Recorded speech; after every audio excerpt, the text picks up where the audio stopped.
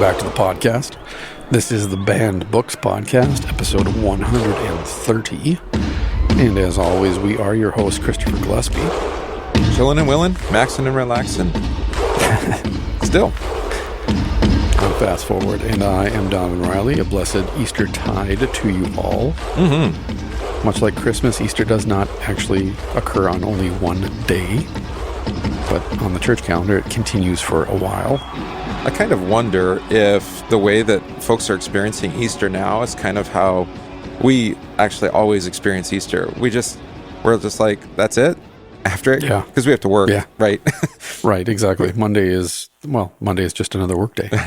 And, well, it's also just like the lack of feels, you know? Mm-hmm. We can't get all, wound up about, the music or the smells, which you don't particularly like anyway. And no. But all of the, the way that Easter just lifts me up. Well, no, actually, we're just tired and we want to nap afterwards. 100% for like a day and a half. This year, it's like that Anticlimactic Easter that we get to experience as pastors every year. Yeah. Now everybody got it like, oh, that's it? Yeah, no, that's it. Right. Christ is risen. The only thing that got me yesterday was my organist rang the bells during the Lord's Prayer. And we hadn't done that in 4 weeks. And it was that strange too, because for us here in Minnesota, we got 3 inches of snow where I live at yesterday. Yeah, you had like blizzard effect, right?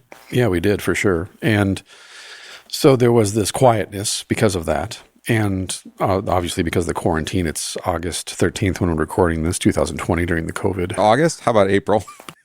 Did I say? No, I looked up and I saw for another 5 months. That's right. If Jesus sees his shadow on Easter Sunday, it's another 5 months of quarantine. That's so good. I saw A13 and I automatically said August for some reason. Wishful thinking, I guess. We're never getting out. Oh, those checks just keep coming. Government checks. But no, it's April 13th, 2020 during the pandemic. Mm-hmm. And so you're quarantined, so it's quiet because of that. And then it's snowing, which adds another layer of quiet just to the world. And then you're alone in church live streaming, and it was me, my cantor, my wife, and then the organist.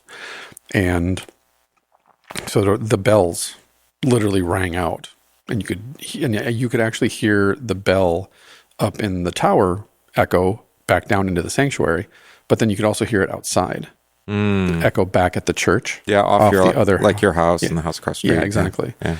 And so it was kind of eerie, but also kind of like, oh yeah, and that's why. At the end of the live stream that we did yesterday morning, I pointed out, and it's a good place to jump into what we're talking about today with Luther too, I've heard a lot of people, and every year, this time of year, Time Magazine and Washington Post, New York Times, CBS, NBC, CNN, whatever, they always have these experts on. And and you and I listen to some of them like Sam Harris and other famous atheists, and pointing out that churches aren't as full as they used to be, and we've moved on as a country and as a people. We progressed past the need to believe in God and religion. That's the judgment of the value of religious activity. Yeah. Right. And the proof in that is that churches aren't as full as they used to be, and they're usually half empty. And I pointed out yesterday, well, our churches are now empty because of the shelter-at-home order, and yet Jesus is still risen from the dead, and the proof of that is the fact that here we are. It doesn't actually change that fact at all. No, in fact, if we were to just have a corporate worship yesterday, we would have probably had about 120 people in church, whereas through the live stream yesterday, we had people from all over the world join the live stream and be a part of that, from the Australian outback to Greece to northern Canada to Central America. Like people from all over the world were able to be a part of morning prayer for Easter. And so that to me is great that the atheists say what they say, and then this is the church's response to that confession, which is he's still risen and the word will find its way out because we have that promise. And we may not, I don't want to say the word but it may be we have to adapt ourselves as a church. Not our preference.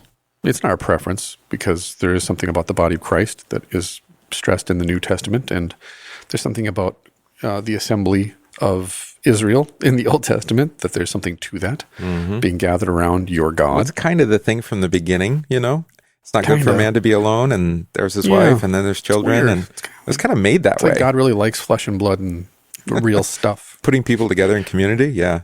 Yeah. And so, yeah, it's not quote unquote community as in the bodily communion that we enjoy as the body of Christ in our churches on Sunday. But nevertheless, this is our new normal, and we've adapted to it. And you can adapt without compromising your confession. I think so. But as we were discussing before we hit record, then it's also, at least for myself, it's raised a lot of questions about traditions that we accept uncritically in the church because we've had leisure to accept them. Right. But also not putting a pejorative, immediately pejorative judgment on something, but rather to say, well, is this a good or a bad tradition? Is this really benefiting the service of the gospel and the ministry of the church? Or is it just something that we've gotten away with for a long time because we could? Well, and here's the thing that I think is most interesting. We were talking about drive-in services being like an old tradition from the 50s. Also, this like serial, one service after another with 10 or less. That interesting. It does bear some resemblance to the old, private communions, where it really does. The priest with his family or with individual families or individuals. But right. The thing that those are both just talking about our response in terms of tradition, and then just trying to find other traditions that allow us to work within, or to at least replicate our tradition in some way. And you're like, wait a minute, why don't you ask, like, what is our confession? What do we actually believe? And then let that inform how we act in the midst of this situation, change of situation. Right. And say, so what do we believe, say, about corporate worship? What do we believe about the Lord's Supper? And then how might that inform what we do? And maybe it's just because of the how rapid everything was rolled out. We didn't have a lot of chance to think and to consider. And then to say, well, is this a faithful response to what we believe corporately, or what I believe individually, or not? And I'm just not seeing that. I think we will see it. We talked about that before we pushed record. That the consequence, the fallout. You're talking about a decade or more of wrestling with, was that the right response? Right. Well, and it's easy after the fact to armchair quarterback it. Well, right. I mean, in the moment, you can only do what you think is best.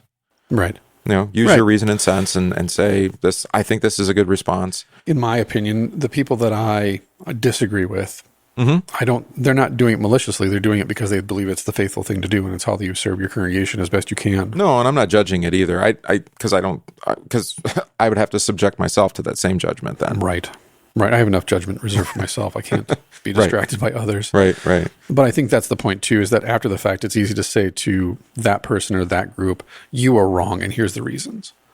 Whereas in the moment, did you really respond any better than they did? Well, or were you just trying to do the best you could within the context of, these are our traditions and this is how we do it? Yeah. I don't think it's even after the fact. I mean, there's quite a bit of negativity being spread around. I mean, we were talking about judging these governors who are overstepping their authority. Yeah, right. Right. And we're saying that now in the midst of it, not even, debriefing later. True. It's, public health concerns and whatnot, but it's just so hard to not, maybe it's because we have such a low anthropology. We look at it, a governor, and we're like, they're going to take as much authority as we let them take. Absolutely. Yeah. Politicians play that long game. Right. And that's not being skeptical of them being faithful in their duties. It's just just living long enough to see it enough times to go, oh yeah, that's pathology. Right. Okay, yeah, that's how this happens. Yeah, just or go read back Tom Paine and others. Or you just read Herodotus or whoever you want to read. Exactly. Right? Yeah, you can go as far back as you want. That's right. We've been down this road before. Yeah, exactly. All right. So that being said, then, and this is my point. Actually, this kind of segues nicely into our reading for today from Luther. Is professional, very good. That when it comes to the criticism of the civil government and civil authorities, that is a right-hand kingdom kind of thing. Right-hand, left-hand kingdom kind of thing, two kingdoms, making this distinction. That God gives us our leaders. He actually gives us the leaders we deserve, according to the proverbialist. But, I like it. But at the same time, when they inhibit the proclamation of the gospel, we as the church are called to stand up and say no. Right. And we've covered this with Bonhoeffer and Saze and others at times of crisis or under a fascistic regime. And we're not there yet. We're definitely in the kind of hazy gray area of authoritarianism exerting itself again, because it's human nature. I have power. I want more. And if people are going to give it to me, I'm going to take it. That's human nature. Give a person an inch, they'll take you a mile. They're not telling us what to proclaim, though. They're telling us how to proclaim it. Yeah, right. And that's what my point is, that I'm not going to, like I said, I reserve judgment regarding the mysteries of God to myself. Mm-hmm. How am I, as a pastor of this specific congregation in this specific place at this time, how am I being faithful or unfaithful to my call to serve my congregation? And I don't have time to waste going on social media or the internet or whatever it may be, or just driving around to local congregations in order to judge what they are or they are not doing. Right.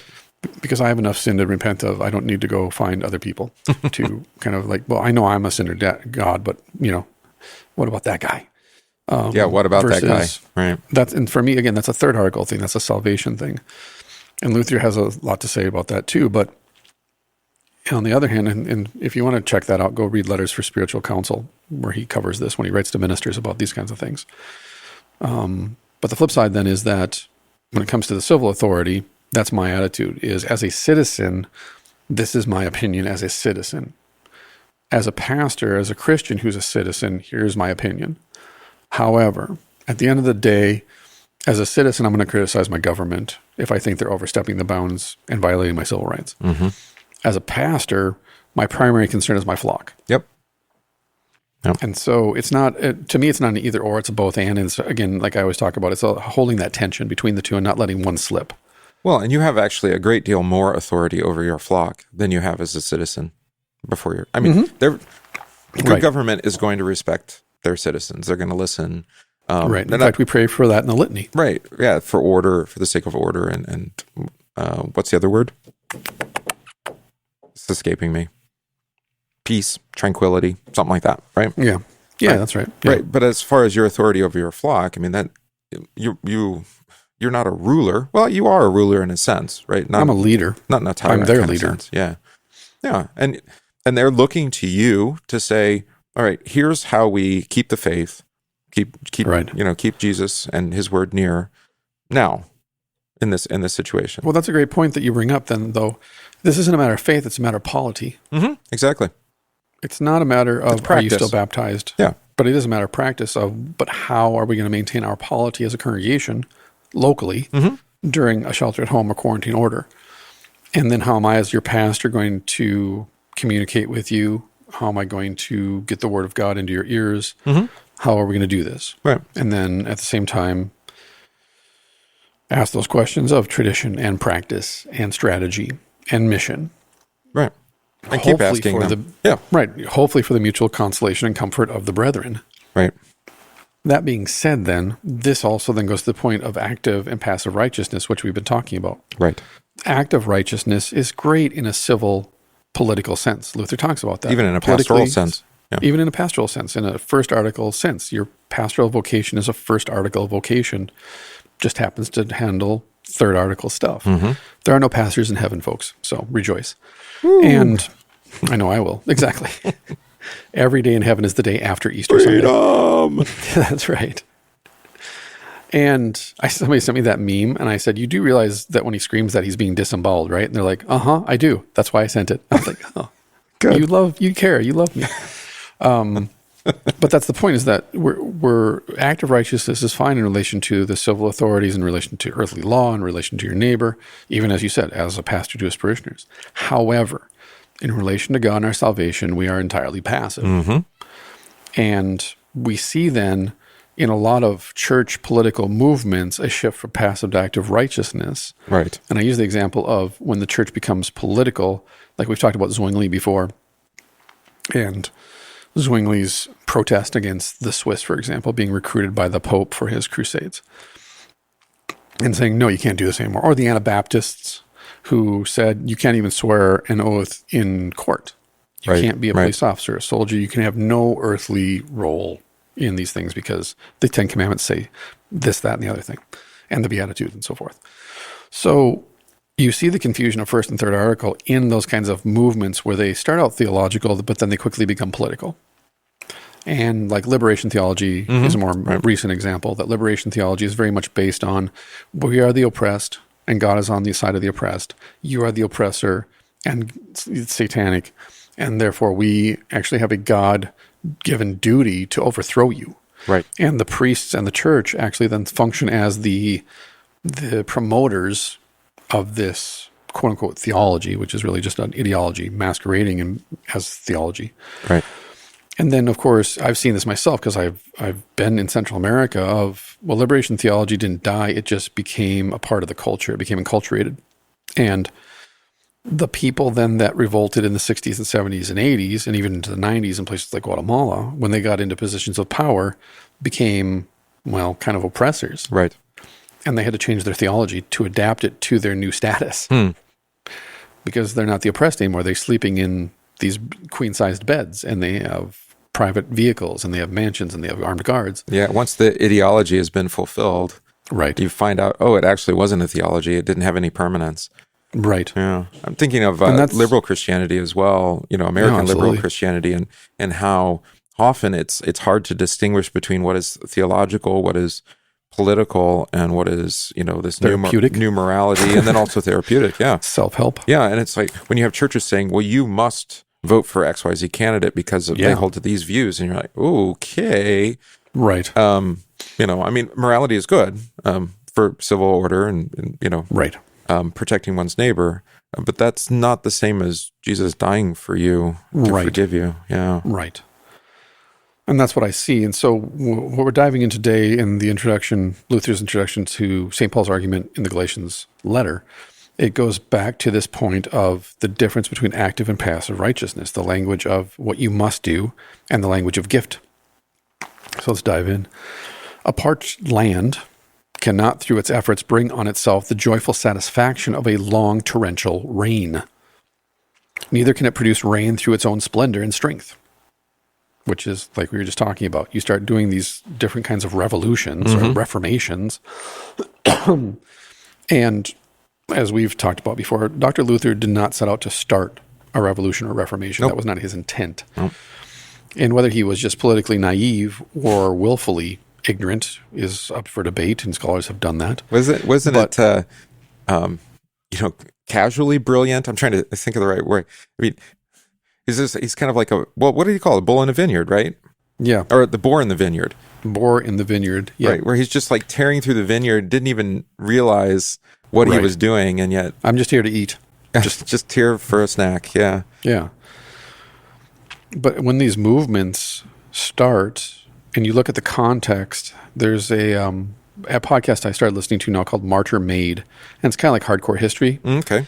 And he's going through Jim Jones right now, and he goes deep down the rabbit trail of, okay, but how did this happen? How did these people who are seemingly rational, intelligent, educated people, how did they fall under this guy's spell? How did this guy fall under his own spell? Right. And so he goes deep into the roots of the Black Panther Party and the politics of San Francisco and California and the foundation of these different movements that coalesced around Jim Jones at that time.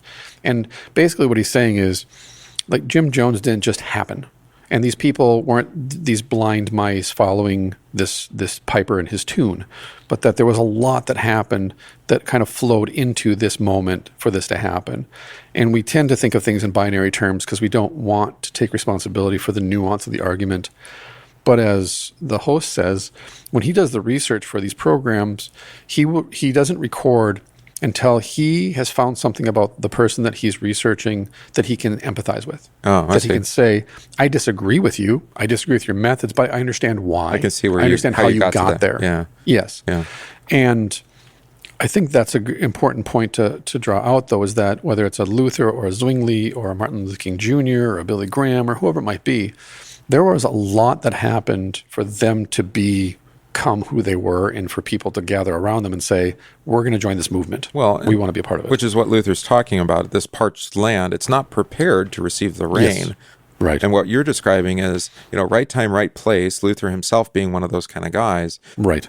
All the things that we've talked about on this show, like the revolution in languages and the classical arts, Luther's own monastic training. The end of feudalism. Whatever contributed to prepare Luther and the world for Luther, but Luther himself to receive the gospel the way that he did. You couldn't recreate that. You couldn't plan it. Right. And it's not like anything creative. It doesn't come out of a vacuum. It comes out of your experience. It comes out of your training. It comes out of, the world context that you're in, your immediate community, your family, whatever it is. Mm-hmm. Yeah. And the Lord does it here in the case of the gospel, right? Right. He prepares you. The parched land instead receives the rain as a gift from God. In the same way, God gives us this heavenly righteousness without our merits or our works. So just as much as the earth is unable to bring on itself rain showers to make its fruit grow, we are unable through our works and strength to bring on ourselves this heavenly and eternal righteousness. Oof. We would never obtain it except that God freely imputes it to us. Mm-hmm. We acquire it only as a gift from God. Words fail us to describe its worth. Therefore, the totality of a Christian's wisdom is to be unacquainted with the law, ignore all the works of active righteousness, especially when the conscience struggles against God's judgments. However, the highest wisdom and knowledge of those who do not belong to God's people is to fathom the depths of the law and urge its works and active righteousness. That's a dichotomy right there, isn't it? Absolutely. Yeah. I was thinking about this yesterday with the preaching of Easter and the way that the women flee the tomb afraid, right? Yeah, traumatized. Traumos. Yeah, that's right. Ekstasis kai traumos. And why are they so afraid? What are they afraid of? Yeah. Right? And it's we didn't do enough. We didn't save him. We didn't prepare him even properly. We didn't protect him, so now they've even taken his body. Somebody has. What did we... And we can't even believe the possibility that he rose from the dead. Right. As the angel told us. Yeah. So to be ecstatic is literally to be standing next to yourself, to be beside yourself. Like they're so traumatized that they're essentially out of their minds. Right. And that's not going to... Again, they're thinking about themselves and their contribution to this whole situation. Which, what were they active in? Well, I suppose, they did forsake him, or they did stand at a distance, and they weren't crucified with him, anything like that. So their active, participation in this is only their sin, right?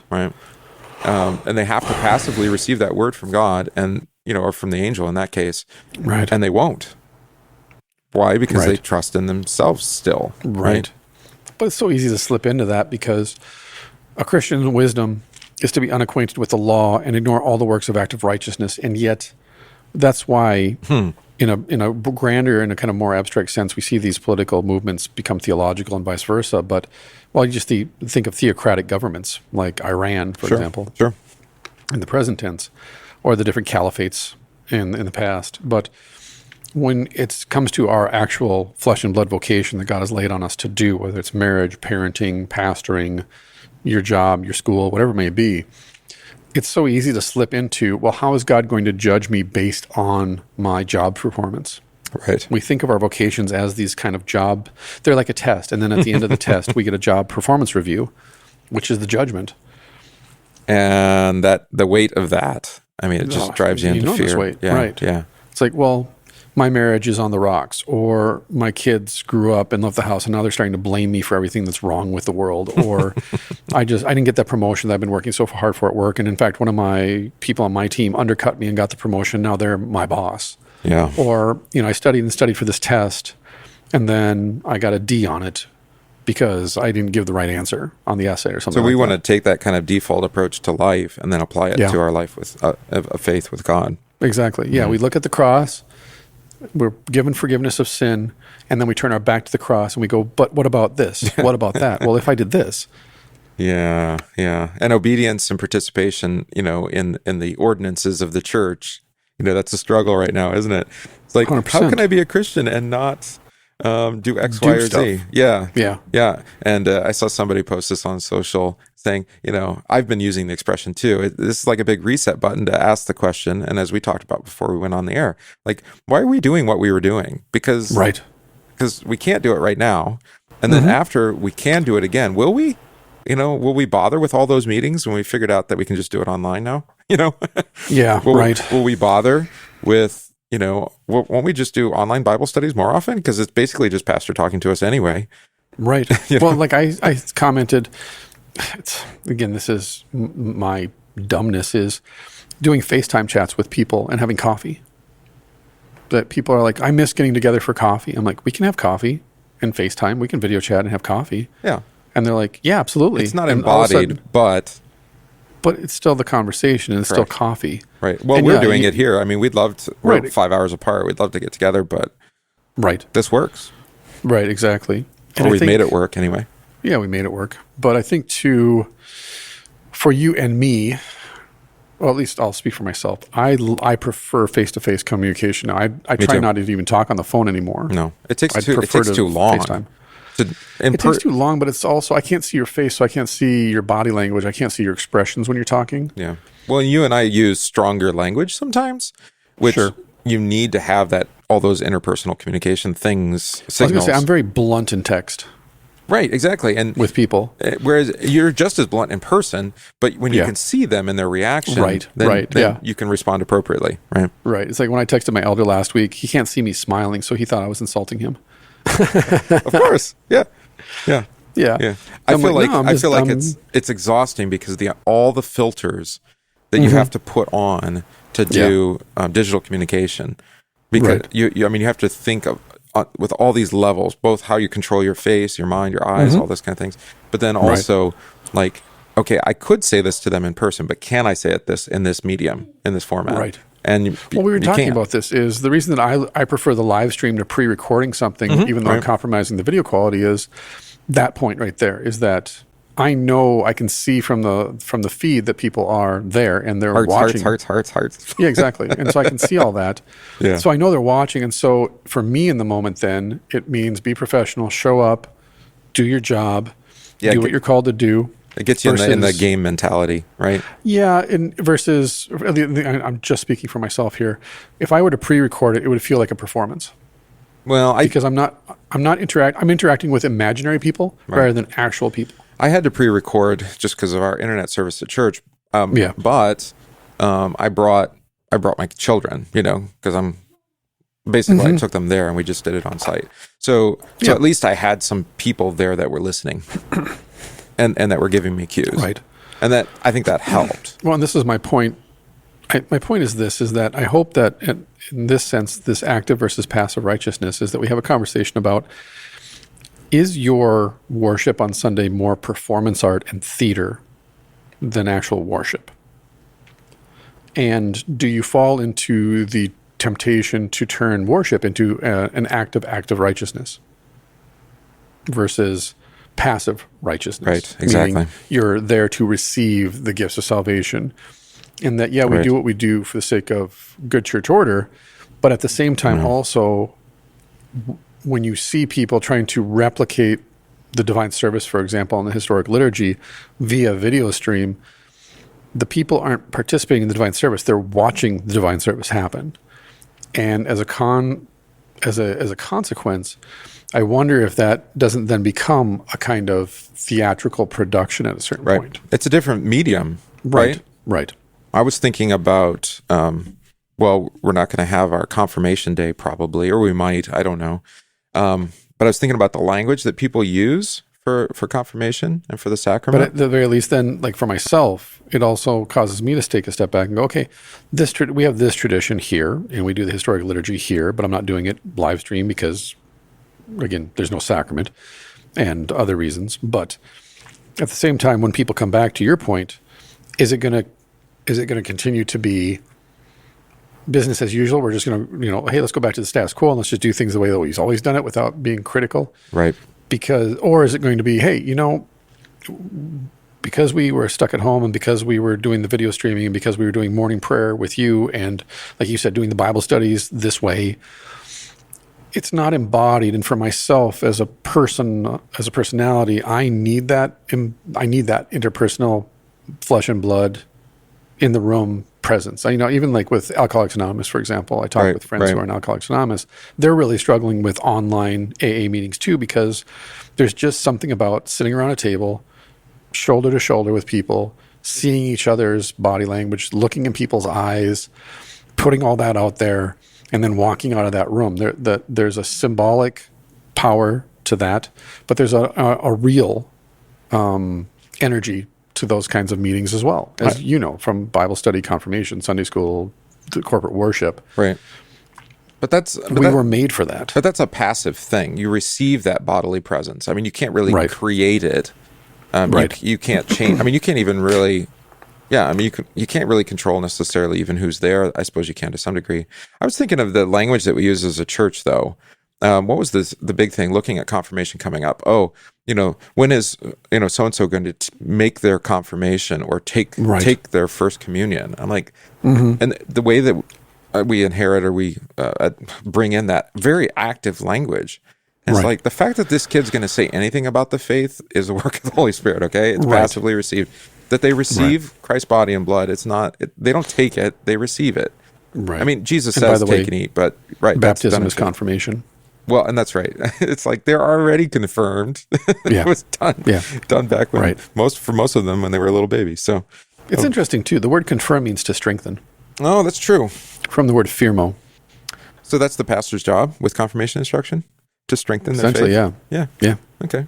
And then at the end, I get to say, "Hey, look at these kids." Yeah. That's why our baptismal rite and our confirmation rite are almost the same wording. They're the same. Yeah. But that being said, then, actually, let's wrap it up right there. That's a good place to stop, because there's a whole nother thought that comes right after that. That's another 20 to 25 minutes. And this will be a good place because we've been going long lately just because, we're stuck at home and I won't say bored, but we have a loose schedule. We have a very loose schedule. I don't. I'm definitely not bored. I just have a lot of time to reflect and think. My schedule is almost the same. I mean, I work out so much more. I haven't been. No, I've been less on that. But my strength and conditioning is off the charts. A lot of my day is the same. I'm just doing it in a different place. Right? Yeah, sure. But coffee's been good. Coffee business actually is better than ever. Good. That's good. Well, I mean, people are stuck at home, so they add extra coffee they drink extra coffee because they're bored. Yeah. It's not that I'm bored. It's delicious. I mean, there's that, but it's sensory, right? It really is. So, I walk through the kitchen and it's like, yeah. It's okay. That. Yeah, it sounds like a good plan. Yeah, like the grinder, the burr grinder. We have the espresso machine, so when she turns it on and it makes that noise, I'm like, oh, it's time to get up. It's time to get up. That rotary pump moving. Yeah. And again, where was your this month? This month is Papua New Guinea and DR delicious. Congo. Yeah. The Congo's fun New Guinea too. and the Chiapas have been home runs. I was surprised by the Papua New Guinea. I have a little bit of it left, I think, when this goes live. Maybe I might be out by that point. But I haven't had good coffees from Papua New Guinea, and this one really nailed it. And I don't know if you remember why. We're talking about long tail and recovery. They had not a hurricane. What do they call it? Typhoon. Yeah. And it takes 7 to 10 years for the coffee crop to recover from typhoon because of the mold. Yeah. And just the attack, the way it damages the plants and everything. So I think that's probably what's going on is now their coffees have finally come back. Right. There you go. Well, good. It is something quite odd and unheard of in the world to teach Christians to want nothing to do with the law and to live like that before God as if the law did not exist. So, if you want to know here's something you can do for a discipline during Eastertide, during the season of Easter, is focus your time and your attention on these words of Luther, that the totality of your wisdom as a Christian then is to be unacquainted with the law and to ignore all the works of active righteousness as a Christian in relation to Jesus. Correct. Especially when the conscience struggles against God's judgment. Now, he's not saying ignore the law. He's saying in relation to Christ, ignore the law and the works of active righteousness that it promotes, that it demands. However, the highest wisdom and knowledge of those who do not belong to God's people is to fathom the depths of the law and urge its works and active righteousness. For a Christian, then, it's not either or, it's both and. Correct. You are a citizen of the world, like we started off saying, but you belong ultimately to Christ Jesus through faith. Active in love toward your neighbor, passively receiving faith from God. Right. So there's your discipline for Eastertide, is to focus on the passive righteousness of faith and the active righteousness of being a neighbor. And not to confuse those two or mix them up. Yeah. Well, you can talk across the fence 6 feet away. There we go. That's right, exactly. You can talk to the law, but from 6 feet away. And don't let the law sneeze on you. It's fun. So thank you so very much. I hope that you had a blessed Eastertide and that you received the good news of Jesus Christ, that he is still risen. And we will come back with another episode where we will continue on this whole matter of Christian wisdom. Peace.